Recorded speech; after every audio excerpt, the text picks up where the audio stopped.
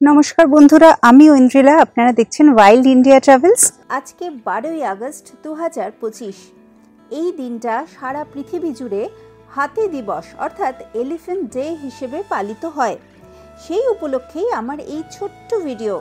আপনারা জানেন ভারতের জাতীয় প্রাণীর মর্যাদা পেয়েছে বাঘ, তবে ভারতীয় হাতি হলো ভারতের জাতীয় ঐতিহ্যবাহী প্রাণী অর্থাৎ ন্যাশনাল হেরিটেজ অ্যানিমেল। এই ঐতিহ্যবাহী প্রাণী মর্যাদার উদ্দেশ্য হলো তাদের সাংস্কৃতিক গুরুত্ব, পরিবেশগত ভূমিকা এবং সুরক্ষার প্রয়োজনীয়তাকে তুলে ধরা। কারণ হাতি ভারতের ইতিহাস, ধর্ম ও জীব বৈচিত্র্যের সাথে গভীরভাবে যুক্ত।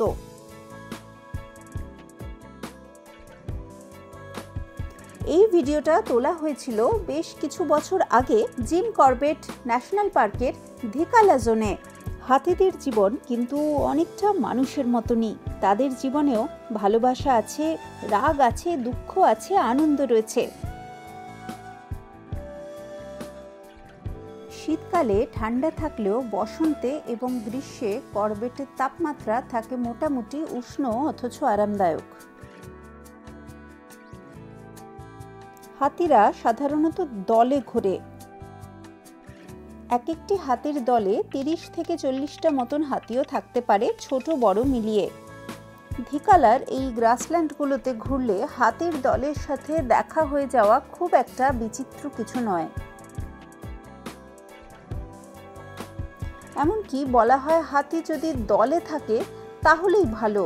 যদি তারা একা একা ঘোরে তাহলে কিন্তু সেই হাতিদের সাথে দেখা যত কম হয় ততই ভালো। বিজরানি জোনে সাফারি করে ফেরার সময় এরকম একটি উন্মত্ত দলছুট হাতির সাথে আমার দেখা হয়ে গিয়েছিল।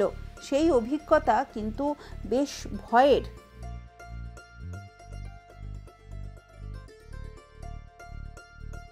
স্ত্রী এবং কম বয়স্ক পুরুষ হাতিরা এই হাতির দলে একসাথেই ঘোরে, কিন্তু পূর্ণবয়স্ক পুরুষ হাতি সাধারণত আলাদা ঘোরে।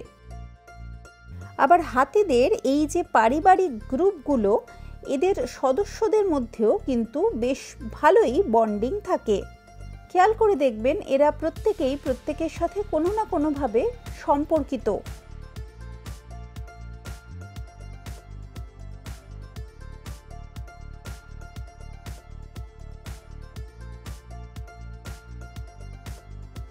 এমনকি অনেক গবেষণায় দেখা গেছে এই হাতির দলের মধ্যে তারা একে অপরকে সম্বোধন করার জন্য কিছু লো ফ্রিকোয়েন্সি সাউন্ড উৎপন্ন করে, যেটা হতে পারে তাদের ব্যক্তিগত নামের মতন।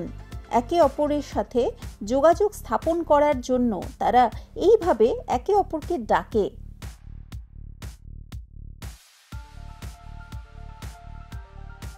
কখনো এরা সুরের সাহায্যে ছোট হাতিগুলোকে জড়িয়ে ধরে। এটা তাদের ভালোবাসা এবং স্নেহের বহিঃপ্রকাশ। হাতিরা বেশ অনুভূতিপ্রবণ হয়। আপনি যদি তাদের সাথে ভালো ব্যবহার করেন তাহলে তারা সাধারণত সেই ব্যবহারটা ফিরিয়ে দেয়। আবার আরও একটা কথা আছে যে হাতি কিন্তু কখনো ভোলে না। হাতির স্মৃতিশক্তি মানুষের থেকে অনেক বেশি। তারা কোনো কিছু যদি একবার দেখে বা কোনো কিছু তাদের মাথায় ঢুকে যায় তাহলে সেটা মাথা থেকে বের করাটা বেশ কঠিন। আফ্রিকান হাতির উচ্চতা প্রায় 3 মিটার আর এশিয়াটিক হাতির উচ্চতা 2.7 মিটারের কাছাকাছি। সাধারণত হাতির আয়ুকাল 50 থেকে 70 বছরের মধ্যে। বংশ বিস্তারের উদ্দেশ্যে যখন পুরুষ হাতি স্ত্রী হাতি খুঁজতে যায় তখন সে তার কান বেশ ভালো মতো নাড়াতে থাকে, যাতে তার গন্ধ অনেক দূর পর্যন্ত ছড়াতে পারে। এই গন্ধের মাধ্যমে স্ত্রী এবং পুরুষ হাতি প্রথমে একে অপরের সাথে যোগসূত্র স্থাপন করে। বেশ কিছুদিন ধরে চলতে থাকে তাদের কোর্টশিপ বিহেভিয়ার। পুরুষ হাতি স্ত্রী হাতিকে মিলনের জন্য রাজি করাতে চায় এবং স্ত্রী হাতিও কিন্তু তক্ষুনি হ্যাঁ বলে না। সেও পুরুষের কাছ থেকে দূরে পালাতে চাইছে। এটা এদের ভীষণ সাধারণ একটি ব্রিডিং বিহেভিয়ার। এই ইঁদুর বেড়ালের মতন লুকোচুরি খেলা কিন্তু আসল মিলনের বেশ অনেক দিন আগে থেকেই চলে। একসময় স্ত্রী হাতি রাজি হয়, অবশেষে মিলনের সেই মুহূর্ত চলে আসে। মিলন পরবর্তী সময়ে পুরুষ হাতি স্ত্রী হাতিটার সবসময় কাছাকাছি থাকে, যাতে এই সময়ের মধ্যে অন্য কোনো পুরুষ হাতির সাথে এই স্ত্রী হাতি মিলিত হতে না পারে। কিন্তু মাঝে মাঝে হিসেবটা একটু গোলমালের হয়ে যায়। অনেক পাহারা দিয়েও অন্য প্রেমিক পুরুষ হাতিকে আটকানোটা একটু কঠিন হয়ে যায়। সেও মেয়েটির আশেপাশে ঘোরাঘুরি করতে থাকে, যদি কখনো ফাঁকতালে মিলন ঘটাতে পারে।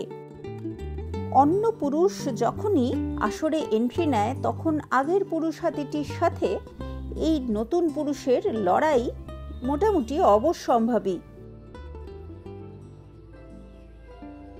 এখানে যার শক্তি এবং বয়স বেশি, সাধারণত সেই হাতিরই জয় নিশ্চিত।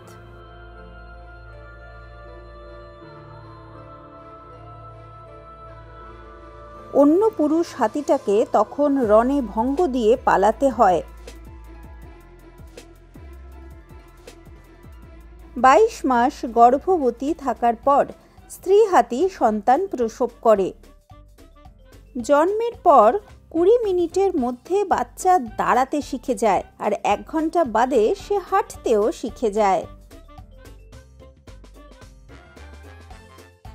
দিন দুয়েকের মধ্যেই সে পুরো দলের সাথে হাঁটার উপযুক্ত হয়ে যায়।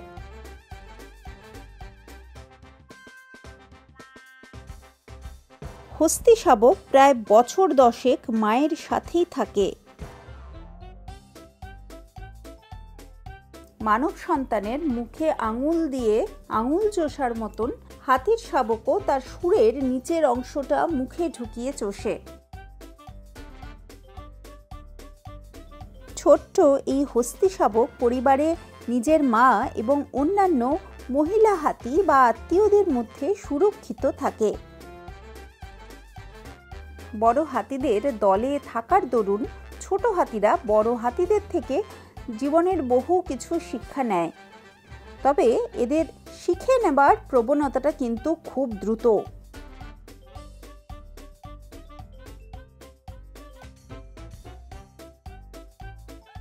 বাচ্চারা সর্বাধিক 3 গ্যালন পর্যন্ত দুধ পান করতে পারে। ছোট ভাই বা বোনকে দুধ খেতে দেখে যে বাচ্চাটা একটু বড় হয়ে গেছে, তারও দুধ খাবার ইচ্ছে হয়েছে, কিন্তু মা তাকে মৃদু শাসনে বুঝিয়ে দেয় যে না না, এখন ছোট ভাই বা বোনটির দুধ খাওয়ার সময়, তুমি বড় হয়ে গেছো।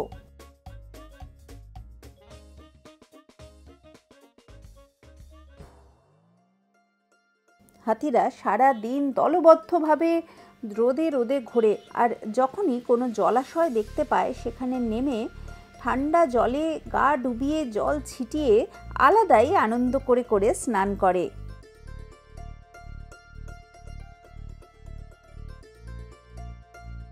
স্নান সেরে পাড়ে উঠে ধুলোবালি নিয়ে শুঁড়ের সাহায্যে আবার তারা সারা গায়ে মেখে নেয়। এটাই তাদের সানস্ক্রিন। সূর্যের কড়া রোদ থেকে চামড়াকে বাঁচায় এই ধুলোকাদা। তাদের ত্বক 2.5 সেন্টিমিটার মতন পুরু হয়। কোঁচকানো এই ত্বকে জল সঞ্চিত থাকে, যাতে ভীষণ গরমেও তাদের শরীর ঠান্ডা থাকে।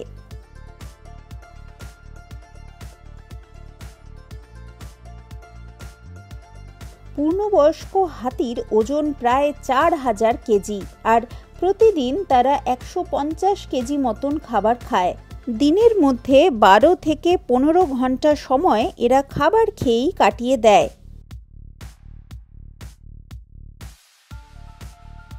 সারা গায়ের মধ্যে হাতির সবথেকে অনুভূতিপ্রবণ অংশ হচ্ছে তার শুঁড়টা।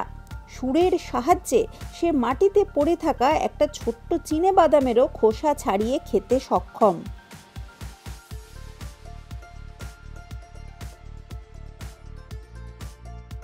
হাতির এই সুন্দর ধবল দাঁত দুটি কিন্তু তার অনেক বিপদ ডেকে আনে। আর জানেন তো, মানুষ ছাড়া পূর্ণবয়স্ক হাতির কিন্তু আর কোনো শত্রু নেই এই পৃথিবীতে।